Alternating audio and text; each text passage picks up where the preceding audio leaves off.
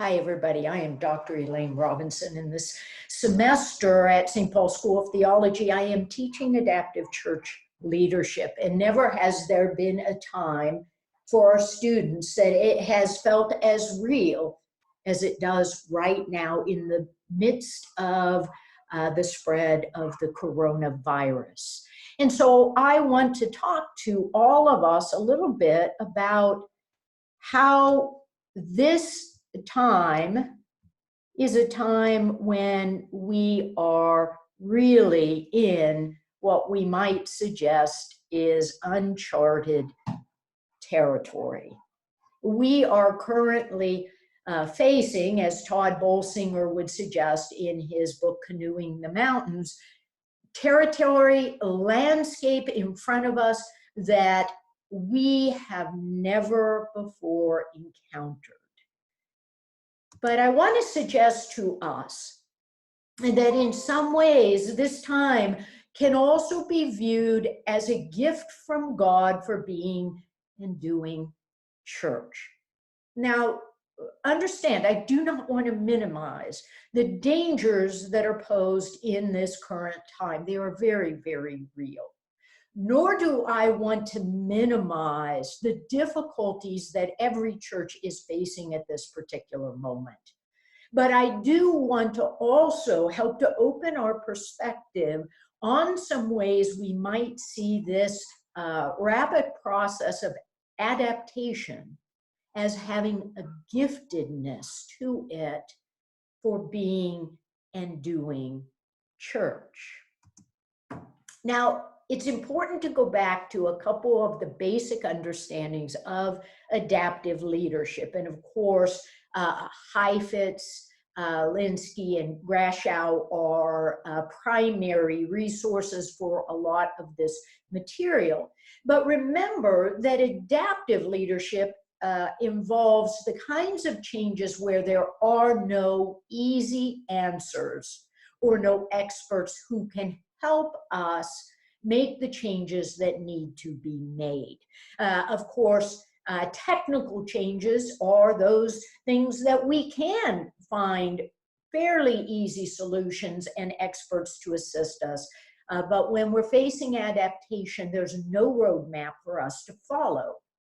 And the key here in adaptation is that the context changes and drives our own response. We cannot control the context. We can only respond in appropriate ways. So this is a chart I like to make that talks about the leaders of the church, the stakeholders who may both be within the building and beyond the walls of the building, and the context. This context right now is the context of a pandemic. What does it mean to be and do church in the midst of a pandemic? That is the factor that is currently driving the leadership and the stakeholders in how we are being church and doing church. But of course, unlike most adaptive leadership, we also believe that God is still at work in our midst, leading and guiding us, that the Spirit connects us despite our physical separation. And so we turn to discernment of where the Spirit is leading us as well. And in this diagram, I would suggest that we are doing our best to keep God at the center through all these changes that we're now experiencing.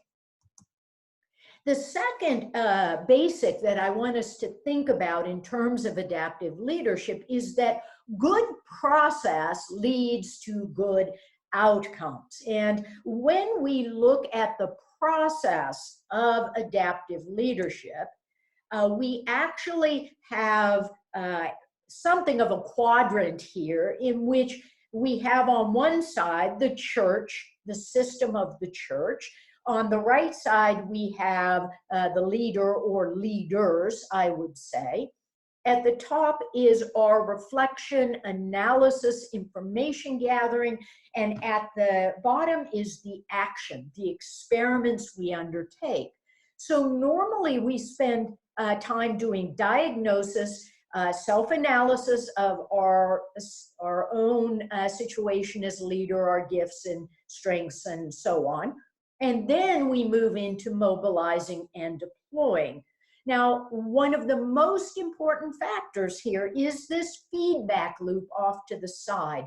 Once we experiment, once we try something, we need feedback to see how it's working so we can adjust, so we can make new experiments, so we can move in new directions, so that we can continue to fulfill the mission of the church, so we can continue to do God's work in the world and to follow where Christ might be leading us. So again, good process leads normally to good outcomes. But we find ourselves in the midst of an atypical adaptive process. This is not a normal scenario of adaptation where we spend a year trying to figure out what's really going on in our church, bringing people together, and then acting in ways that might help to lead us in new directions and help us to adapt to a changed context. In this case, the speed of adaptation is incredible. A week ago, people were still debating whether to have church open or not. And now it's already escalated to the point of all churches being closed and now wondering how long we're going to have to work on new ways of being church. This is also atypical in the sense that you have a greatly reduced resistance to change. People recognize that life is actually at stake here, and we can't let the status quo continue. We've got to act in new and different ways. So there's this opening now to respond and to experiment. And finally, why this is atypical is that usually each church would need to identify what might be its greatest adaptive challenges, but this is a universal adaptive problem. Every single one of us are currently facing how to respond to the demands of the pandemic and the requirements that are being put on us city by city, state by state, and country by country. This is not a normal adaptive process. Let's talk now, importantly, about adaptive challenges that all of us are facing. First, I doubt there was a pastor who on March 16th didn't have conversations about finances. We know that most of our giving comes through the offering plate being passed. What happens if people are home for 2 weeks or 8 weeks or more? And most do not have practices of online giving. What do we put in place? How do we encourage our congregations? How do we continue to pay all the bills that we will continue to have as a church?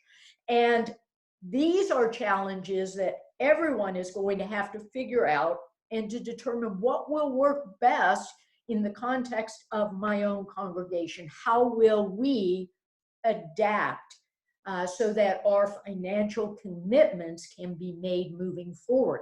What changes in the budget do we need to make? All of these are adaptive challenges, something we haven't really faced in this magnitude before. Secondly, congregational care. We're in a whole new world. We as pastors can't go to the people one-on-one. We can't go to hospitals. We can't go to nursing homes. People cannot come into the building and see each other face to face and care for one another. The groups that normally meet can't meet. So how do we do congregational care? in ways that we don't normally think? Can we use Zoom and Google Hangouts? Can we use our phone trees to text, to phone, to check in with people on a weekly basis, to ask about what their needs might be? These are really going to be significant challenges, and programs need to be put in place and adapted for this time, and especially recognizing the most vulnerable members of our community, the most senior members of our community are the ones who are least likely to have technological adaptability. And so again, here are programs we will need to figure out pretty quickly. Adaptive challenge, worship. Hey, there's a technical piece to this, which is figuring out how do you do a live stream, how do you post it online, how do you buy the right camera.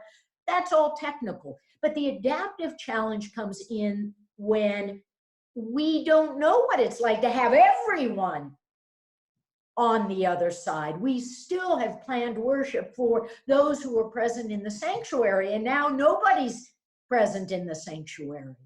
How do we make worship meaningful in that context? How do we do communion or find an alternative? Do we do a love feast with everyone in their own places?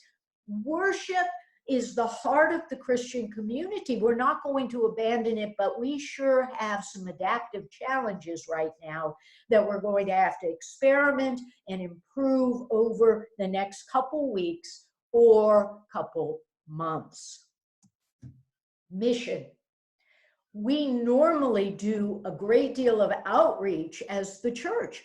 Now, again, we are limited and we're facing ways of connecting with the community, supporting the most vulnerable in our communities, redirecting resources, figuring out ways that we can still be the church reaching out to our communities when we cannot be physically present with them.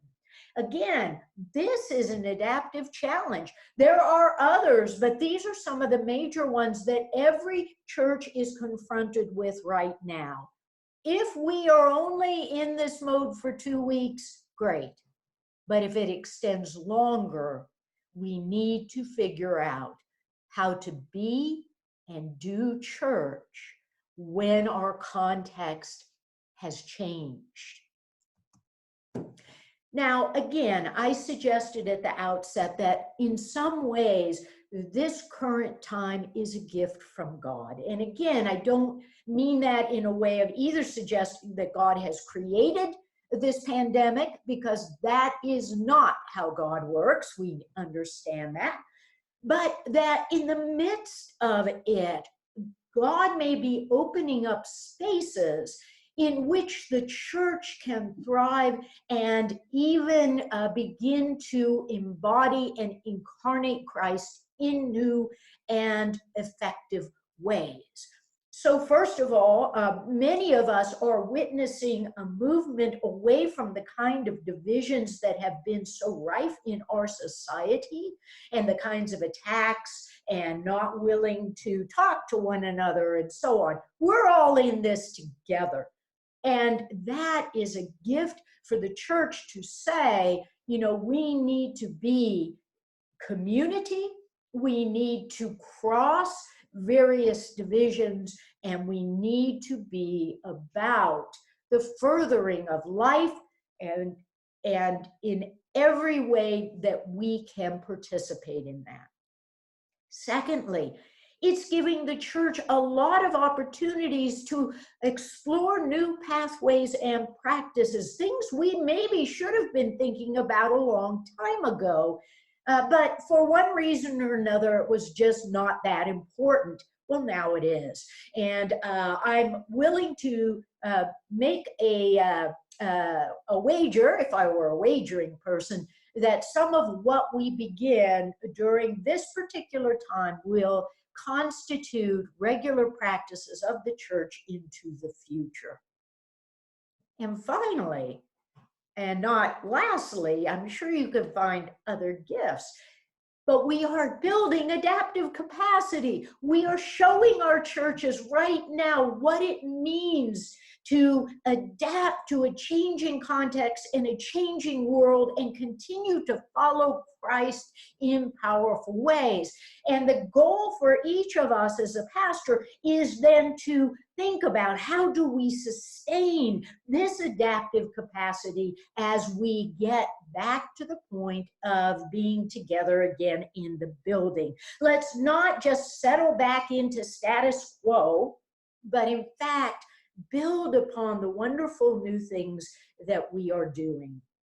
If the scholars are correct, who argue that every 500 years, there is a kind of reformation that takes place in the church at large, this particular time may be the most significant factor in the church that is emerging in the 21st century. And God will be in the midst and the center of all that we are and do if we remain open to the grace and the Spirit and the leading of God. Finally, I've created a Facebook page where pastors and church leaders can go in and ask questions of one another and share practices and things that are working or not working. And it's a great time for us to work together. We need one another in this time. And so the page is Churches Adapting in a Time of Coronavirus. Go to Facebook, like the page, participate in the conversations, and let's see the wisdom that we can share and the ways we can help one another be the church and do church in this time and in this place. Thanks, everybody, and blessings on the work that we are all doing right now.